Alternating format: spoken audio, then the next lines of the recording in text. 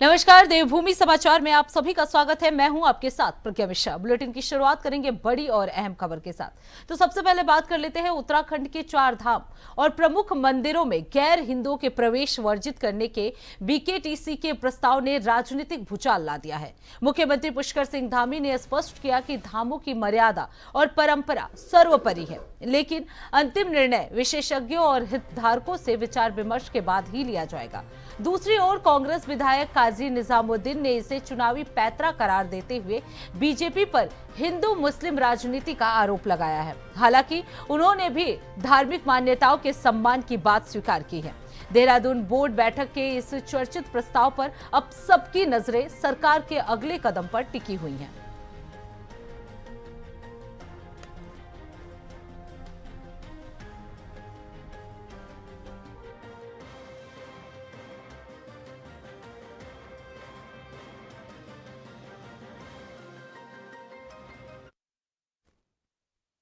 देखते हैं, मैं चूंकि बोर्ड ने क्या निर्णय लिया है, स्टेक होल्डर से भी बात करेंगे। सबसे बात करने के बाद जैसी सबकी सहमति बनेगी और जो एक्ट है, कानून है, पहली पुरानी मान्यताएं हैं, पौराणिक चीजें हैं, सभी का हम लोग एक बार अध्ययन करेंगे। मैं व्यक्तिगत रूप से हर धार्मिक स्थल का, हर धर्म के धार्मिक स्थल का मैं आदर करता हूँ, सम्मान करता हूँ। मेरा धर्म भी आदर करता है और सम्मान करता है।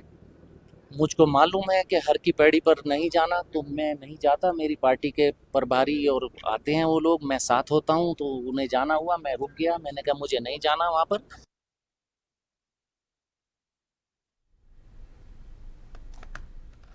अब रुक कर लेते हैं अगली खबर की। रामनगर के फोटो पर्यटन जोन से जुड़ा एक चौंकाने वाला वीडियो वायरल हुआ है, जिसमें एक हाथी प्लास्टिक की बोतल को मुंह में डालते हुए दिखाई दे रहा है। ये घटना वन्य जीवों के लिए खतरनाक साबित हो सकती है, क्योंकि प्लास्टिक का सेवन उनकी जान को जोखिम में डाल सकता है। स्थानीय जनप्रतिनिधियों और वन्य जीव प्रेमियों ने इसे गंभीर मुद्दा बताते हुए प्रशासन और वन विभाग से कार्रवाई की मांग की है। बीजेपी नेता राकेश नैनवाल ने सवाल उठाया कि जंगल में प्लास्टिक कैसे पहुंचे और पर्यटकों को रोकने के लिए क्या कदम उठाए गए हैं। डीपीओ प्रकाश आर्या ने वीडियो की जांच की बात कही और कहा, अगर ये फोटो पर्यटन जोन का है तो दोषियों के खिलाफ सख्त कार्रवाई की जाएगी। इसके साथ ही प्लास्टिक बोतलों पर प्रतिबंध लगाने और पर्यटकों को स्टेनलेस स्टील की बोतलें उपलब्ध कराने की योजना बनाई जा रही है। ढक्कन बंद है ना। अब रुक कर लेते हैं अगली खबर की। हरिद्वार के सिडकुल थाना क्षेत्र में पुलिस ने एक बड़ा सत्यापन अभियान चलाया है, जिसमें महादेवपुरम और रवाली महदूद इलाकों में एक साथ कार्रवाई की गई। इस दौरान कुल 407 लोगों का सत्यापन किया गया। आपको बता दें, किराएदारों का सत्यापन न कराने वाले 50 मकान मालिकों पर पुलिस ने शिकंजा कसते हुए 5 लाख रुपए का चालान किया है। पुलिस ने ड्रोन कैमरों के जरिए भी निगरानी रखी और संदिग्ध गतिविधियों पर पैनी नजर बनाए रखी गई है। सत्यापन के दौरान बिना वैध दस्तावेज के 20 लोगों को चिन्हित किया गया है और उनसे पूछताछ भी शुरू कर दी गई है। आपको बता दें, हरिद्वार एसएसपी नवनीत सिंह भुल्लर के निर्देश पर पुलिस ने स्पष्ट संदेश दिया कि किराएदार और बाहरी व्यक्तियों का सत्यापन अनिवार्य है, ताकि सुरक्षा सुनिश्चित की जा सके।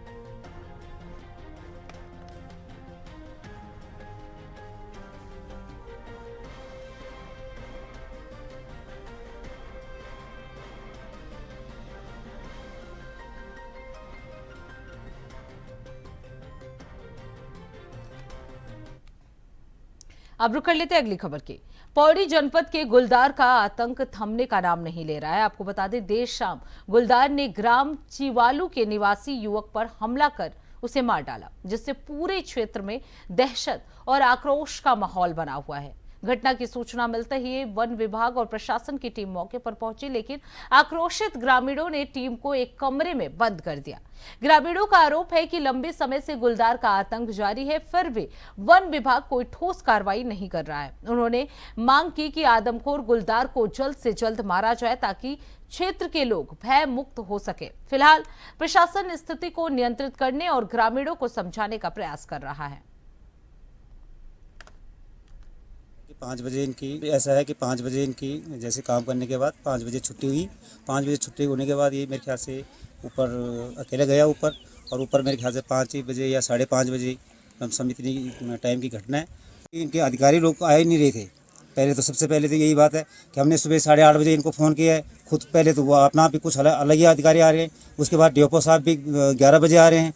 11 बजे आने के बाद भी जब हमने उनको अंदर किया तहसीलदार साहब को भी, तब एसडीएम साहब भी तब यहाँ पे हाजिर हुई। पहले तो सबसे पहले तो आज ही पहले उसके शूट आउट करने के ऑर्डर आने चाहिए। सबसे पहले तो यही हमारी मांग है कि लाश भी यहीं रहेगी, तब तक हमने उठाने भी नहीं देनी है ऐसे, जब तक उसको बाग को शूट नहीं किया जाएगा। अब रुक कर लेते हैं अगली खबर की। मसूरी के करीब 20 किलोमीटर दूर टिहरी जनपद के नौथा गांव में प्राकृतिक स्रोत और नहरों में सीवरेज का गंदा पानी गिरने से ग्रामीणों में भारी नाराजगी देखने को मिल रही है। ग्रामीणों का कहना है कि मसूरी से आ रहे सीवरेज नहरों के जरिए खेतों तक पहुंच रहा है, जिससे फसलें खराब हो रही हैं और मवेशी बीमार पड़ रहे हैं। गांव में बदबू गंदगी के कारण लोगों का जीवन मुश्किल हो गया है। ग्रामीणों ने प्रशासन पर लापरवाही का आरोप लगाया और चेतावनी दी कि यदि जल्द समाधान नहीं हुआ तो वो उग्र आंदोलन करेंगे और 2027 के चुनाव का बहिष्कार भी कर सकते हैं। अधिशासी अभियंता अमित कुमार ने भरोसा दिलाया कि एक सप्ताह में सोक पीट बनाकर गंदे पानी को प्राकृतिक स्रोत से अलग किया जाएगा। स्थानीय समाधान के लिए 67 लाख रुपए का प्रस्ताव शासन को भेजा गया है और ठेकेदार पर भी कार्रवाई की जाएगी।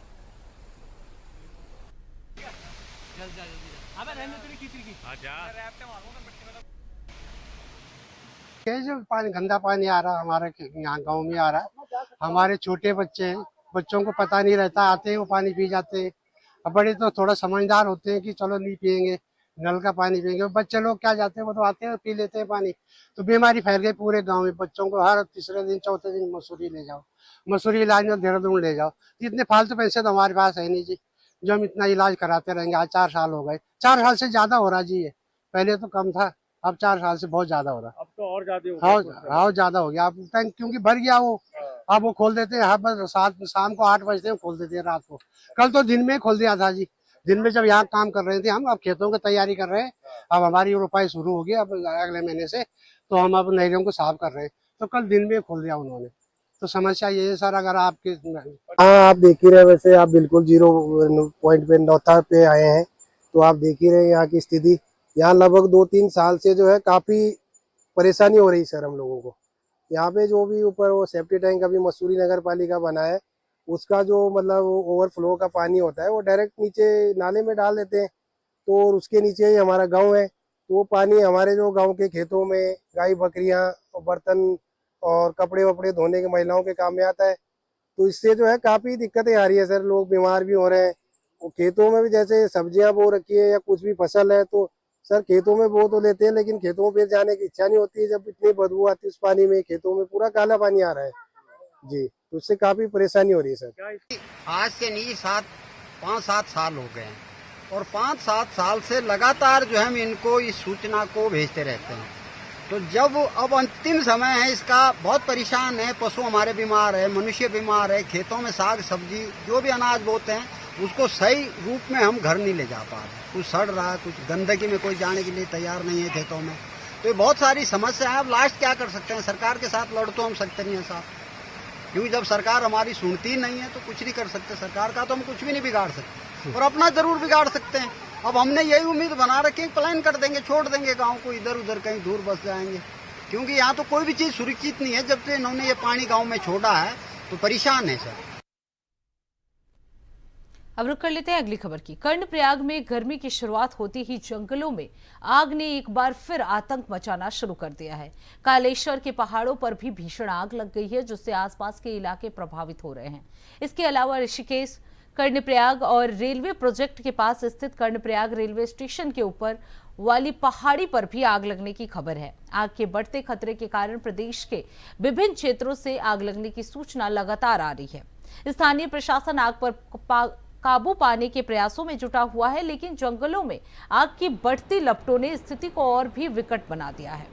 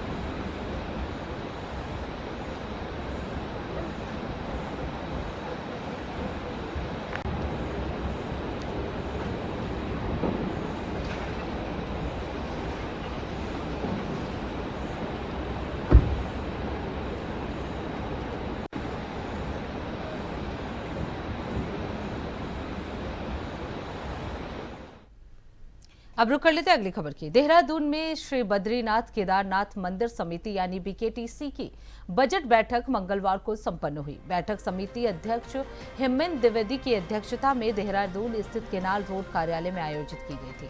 बैठक में आगामी चारधाम यात्रा सत्र 2026-27 के लिए लगभग 121 करोड़ रुपए का अनुमानित बजट पारित किया गया। इस बजट में बद्रीनाथ धाम के लिए 57.47 करोड़ और केदारनाथ धाम के लिए 63.60 करोड़ रुपए का प्रावधान किया गया था। कुल व्यय अनुमानित आय के सापेक्ष यानी 99.45 करोड़ रुपए निर्धारित किए गए। मुख्य कार्यकारी अधिकारी विजय प्रसाद थपलियाल ने पिछली बोर्ड बैठक की अनुपालन आख्या प्रस्तुत करते हुए वर्ष 2026-27 का बजट रखा। आपको बता दें, बैठक में यात्रा व्यवस्थाओं को सुदृढ़ बनाने पर विशेष जोर दिया गया।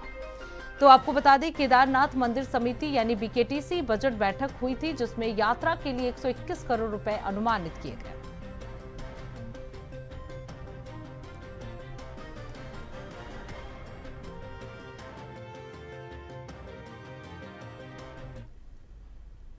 तो फिलहाल रुकते एक छोटे से ब्रेक के लिए। ब्रेक के बाद जल्द लौटेंगे। देखते रहिए इंडिया वॉइस।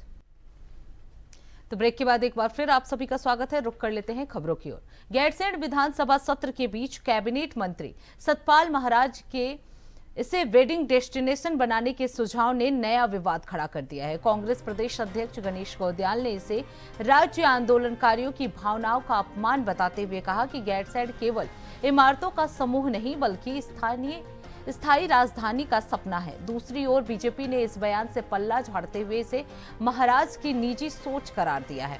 बीजेपी प्रवक्ता मथुरा दत्त जोशी ने स्पष्ट किया कि मुख्यमंत्री धामी का विजन गैरसैंण को स्थायी राजधानी के रूप में विकसित करना ही है।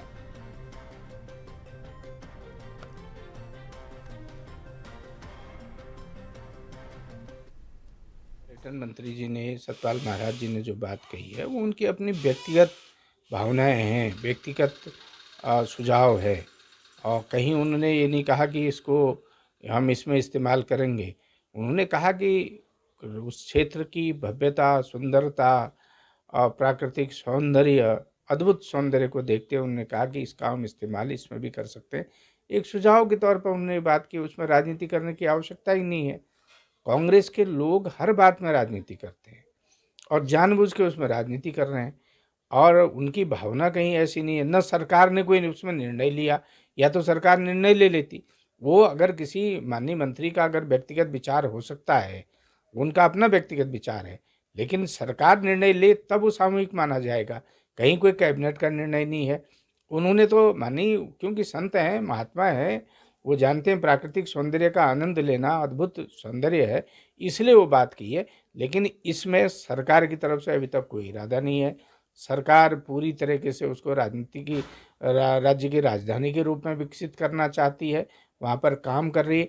माननीय मुख्यमंत्री जी का भी संकल्प है कि गैरसैंण को हम एक आदर्श राजधानी के रूप में डेवलप करें। कांग्रेस शासन में गैरसैंण में राजधानी स्थापना से निमित्त जो निर्माण कार्य हुए, उनका उपयोग पर्यटन मंत्री जी के अनुसार आगे पर्यटन गतिविधि और व्यावसायिक यानी कारोबारी गतिविधियों के लिए उसका उपयोग किया जाना चाहिए, ये उनका विचार है। मेरे जैसे अनेक लोग जो भराड़ीसैंण में, गैरसैंण में उत्तराखंड की स्थायी राजधानी के रूप में सपने देखते हैं, उन सभी के दिलों पर इस वक्तव्य ने बहुत छेद किया, मतलब उन दिलों में बहुत पीड़ा हुई इससे। अब रुक कर लेते हैं अगली खबर की। देवभूमि में डेमोग्राफी चेंज को लेकर मुख्यमंत्री पुष्कर सिंह धामी की सरकार गंभीर है। उत्तराखंड सरकार ने 10 मार्च को विधानसभा में देवभूमि परिवार विधेयक 2026 पेश किया, जिसका उद्देश्य राज्य के हर परिवार का एक डिजिटल सत्यापित डेटाबेस तैयार करना है, जिससे बाहरी लोगों की पहचान और डेमोग्राफिक चेंज पर रोक लगाई जा सके। हालांकि इसको लेकर सदन में राजनीति भी देखने को मिली।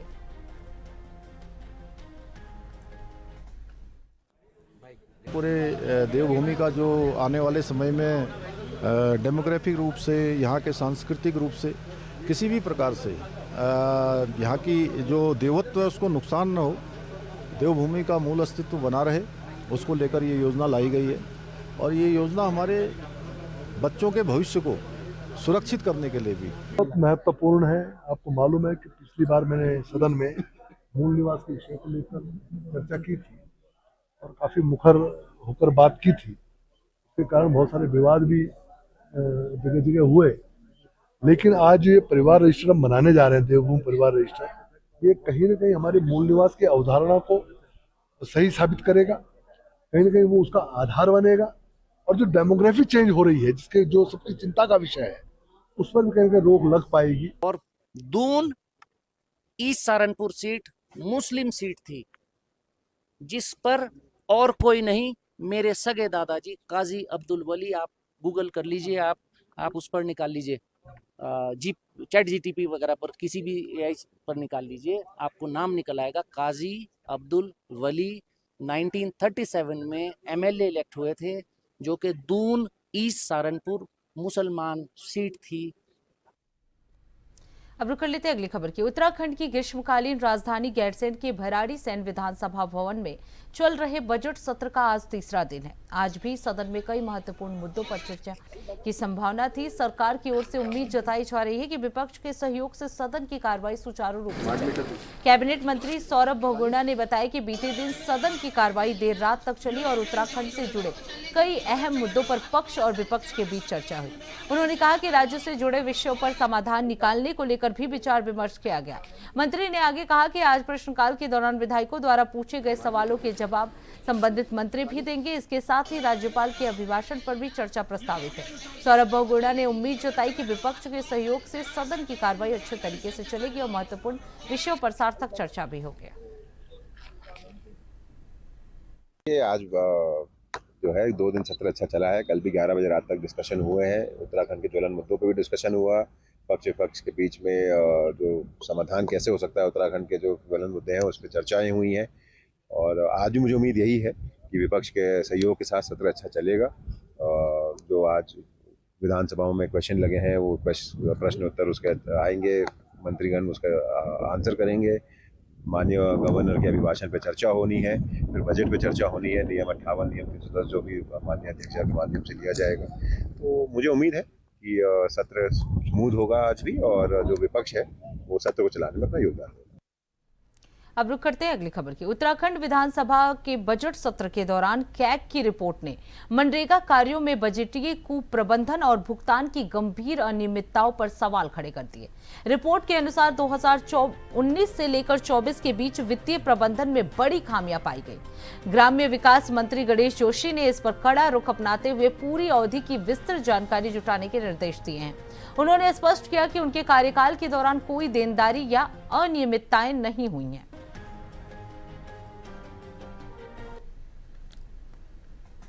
देखिए, जो सीएजी की रिपोर्ट है 19 से 24 की है, आज हम 26 में हैं और उसके बाद अगर आप देखें हमने ये भी सुनिश्चित किया है कि जो लाभार्थी हैं उनको निश्चित धन मिले। हमने ये भी सुनिश्चित किया है कि खेती के दिनों में उनको अवकाश मिले। हमने ये भी किया है कि न मिलने पर उनको जो कंपनसेशन सरकार देती है वो मिले। और अभी मैंने अधिकारियों से जानकारी ली है और मैं आभार करना चाहता हूँ माननीय प्रधानमंत्री जी का और माननीय केंद्रीय मंत्री शिवराज जी का। बीबी जी राम जी योगदान आने के बाद जो निर्धारित धनराशि है उसमें वो हमको मिल गई है। वहीं हमने भी माननीय मुख्यमंत्री जी का मैं आभार करता हूँ कि बीबी जी राम जी के लिए बजट में अलग से व्यवस्था की है। तो इसलिए पुरानी की रिपोर्ट को जिक्र करना और बाकी मैं थोड़ी देर में आपको पूरे आप कहें तो आंकड़ों के साथ दे दूँ कि आज की डेट में क्या स्थिति है। और आज की डेट में मेरी जो जानकारी है सामग्री का कोई पेंडिंग नहीं है और सबके भुगतान हम कर रहे हैं। तो इसी के साथ देवभूमि समाचार में बस इतना ही। देश दुनिया की तमाम बड़ी खबरों के लिए देखते रहिए इंडिया वॉइस। तब तक के लिए नमस्कार।